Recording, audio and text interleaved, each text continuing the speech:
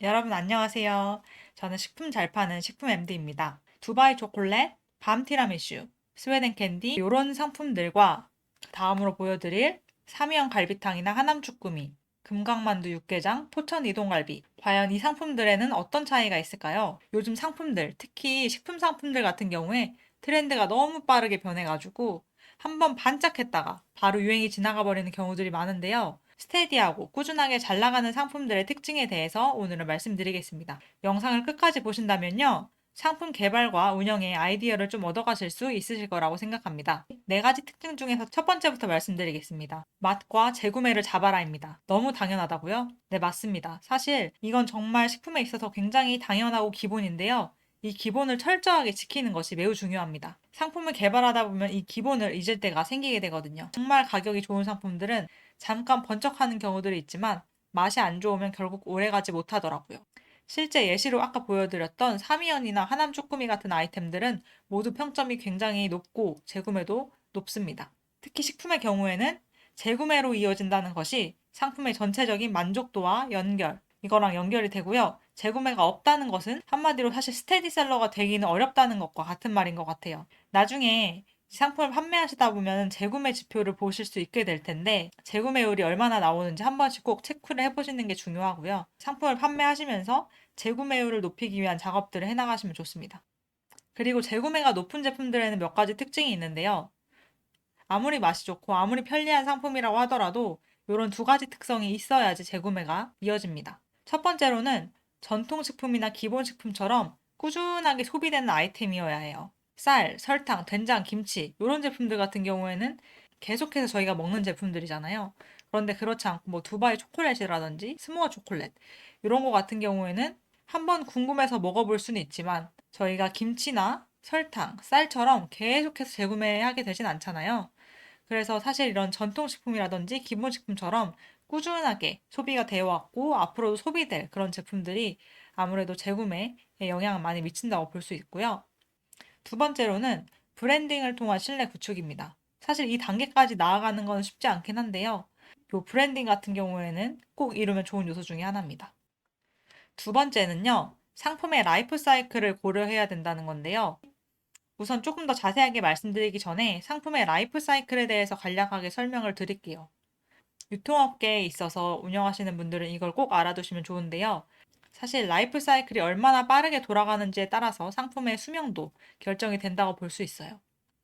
우선 이 도입기에 있어서는요. 제품이 시장에 출시된 초기 단계라고 보시면 돼요. 그래서 비용 부담 대비 매출액도 좀 적고요. 그래서 이익도 적은 상태라고 보시면 되고요. 그리고 두 번째 성장기에서는요. 급속하게 판매 성장으로 이루어집니다. 그리고 성숙기에서는요. 대부분의 잠재적 구매자들이 제품을 수용하고 성장률은 둔화되지만 이익은 좀 높은 상태예요. 그래서 사실 성숙기를 오랫동안 유지하게 되면은 이익도 오랫동안 유지할 수 있고 수익을 극대화할 수 있죠. 그리고 마지막으로 쇠퇴기인데요. 이 단계에서는 매출액이 심하게 감소해서 이익도 줄어들게 돼요. 이런 상품의 사이클은요, 상품마다 다르게 되고요. 아까 말씀드렸던 두바이 초콜릿 같은 경우에는 도입기와 성장기, 성숙기가 굉장히 빠르게 올라왔다가 쇠퇴기가 굉장히 빠르게 오게 되는 겁니다. 그리고 뭐 비비고의 육개장 같은 제품들은 아무래도 도입기, 성장기, 성숙기 이런 것들이 천천히 오게 되고 오랫동안 유지를 하게 됩니다. 그러다 보니까 상품을 스테디하게 판매할 수 있는 거고요. 다른 카테고리들보다도 식품은 특히나 트렌드나 이슈에 더욱 민감한 것 같아요. 두바이 초콜릿이 유명해진 지 얼마 되지 않아서 스웨덴 젤리가 나오고 초콜릿 스무어가 나오고 이렇게 굉장히 빠르게 돌아가는 걸 보고 있자면 정말 트렌드가 빠르게 돌아가는 것 같습니다. 그래서 이렇게 트렌드 민감성이 높은 제품들 같은 경우에는요, 사이클이 짧은 경우들이 많아요. 성숙기에 있을 때는 성숙기를 오래 유지시키기 위해서 노력을 해야 돼요. 그렇다면 성숙기를 오랫동안 유지할 수 있는 방법은 어떤 것이 있을까요? 첫 번째로는 유통망을 확장할 수가 있고요. 예를 들어 처음에는 온라인 스마트 스토어만 했다면 오픈마켓, 종합몰 등 다양한 유통으로 채널을 확장하는 거고요. 두 번째로는 제품의 구성이나 용량을 변경한다든지 한정판 맛을 출시한다든지 제품 변형을 주면서 고객들한테 신선함을 주기 위해서 노력을 하는 거예요. 그러면서 이 성숙기를 최대한 오래 유지하는 거죠. 세 번째는 기존 고객을 유지하기 위해 노력하는 거예요. 아무래도 성숙기에는 대부분의 잠재적 구매자들이 제품을 수용한 상태이기 때문에 기존의 고객들을 이렇게 유지하기 위한 다양한 할인 프로모션이라든지 고객 로열티 프로모션이라든지 이런 것들을 진행하는 것이 좀 중요합니다. 네, 그리고 세 번째는요. 선점 효과입니다.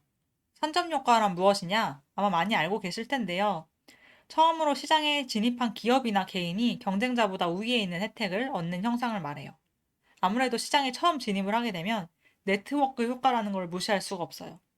처음에 진입을 했을 때 사용자, 고객, 그다음 유통 채널의 MD와 이렇게 초반에 잡은 네트워크는 아무래도 활동을 하면서 점점 확대가 될 것이고 이렇게 확대된 네트워크를 새로운 경쟁자가 이렇게 뚫고 들어오기는 굉장히 어려운 상황이 될 수 있습니다.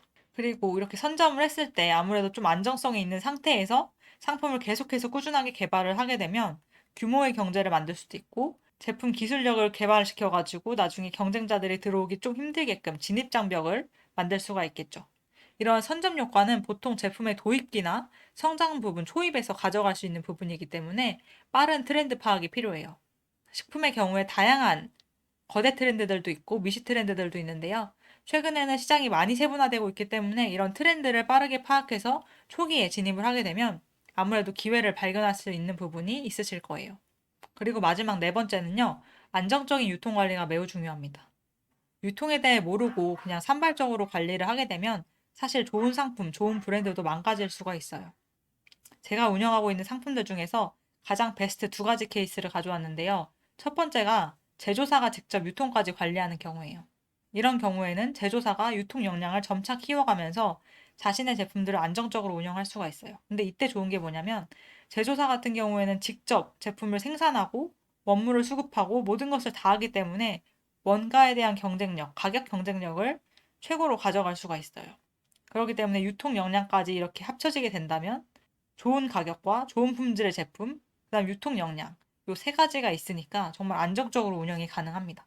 두 번째로는 중간에 유통하는 벤더를 통해 유통을 하긴 하는데 상품을 공급하는 곳과 벤더가 정말 꾸준한 관계를 유지함으로써 안정적으로 운영을 하는 경우예요. 이 경우에도 그다음 좋은 상품, 벤더의 유통력, 요거 두 개가 합쳐져가지고 시너지를 낼 수가 있게 됩니다. 그리고 안 좋은 경우로 이제 반대로 말씀을 드리면요. 같은 채널에 여러 개의 벤더 판매자가 입점을 해가지고 똑같은 제품이 여러 개 등록이 돼 있는 거예요. 그냥 결국에는 가격을 보고 살 수밖에 없게 되겠죠. 그리고 나중에 제조사가 이제 벤더에게 맡겼다가 이렇게 꾸준하게 관계를 가져가는 게 아니라 본인이 다시 그 IP를 가져가겠다라고 하는 경우들이 있어요. 그러니까 벤더가 잘 판매하니까 본인이 제조사에서 직접 하게 되면은 본인들이 더 많은 수익을 낼 수 있을 것 같은데 중간 수수료를 안 줘도 될 것 같은데 이렇게 생각을 하는 거죠. 그렇게 판매권을 회수한 다음에 제조사에서 운영을 한다고 하더라도 실제로 제조사에서 유통 역량이 없어가지고 요것들을 사실 운영 실패하게 되는 경우들이 많아요. 일단 벤더를 통해 가지고 이제 상품을 등록하고 상품을 관리하고 상품평이 쌓이고 이렇게 했었는데 이제 나중에 다시 신규 입점을 해가지고 판매를 하게 되면 사실 상품 이력 등이나 상품평이나 이런 것들이 모두 날아가 버려서 다시 살리기 어려운 경우들이 굉장히 많아요. 네, 이렇게 오늘은 좀 스테디하고 끊임없이 잘 나가는 간편 가공식품의 네 가지의 특징들에 대해서 말씀을 드렸는데요. 요걸 보고 조금 더 구체적으로 알고 싶다라고 하시는 분들은 이런 것과 관련해서 조금 더 구체적인 영상을 추가적으로 계속 올릴 거고요. 그다음 식품 유통, 식품 판매에 대해서 어떻게 하면 좀 더 온라인에서 잘 판매를 할 수 있을지, 어떤 유통 채널에 좀 더 기회가 있을지, 이런 것들에 대해서도 앞으로 제가 계속 다뤄보려고 해요. 그래서 구독과 좋아요 눌러주시면 앞으로 가장 빠르게 영상 만나보실 수 있으실 거예요. 그럼 지금까지 영상 시청해주셔서 감사합니다.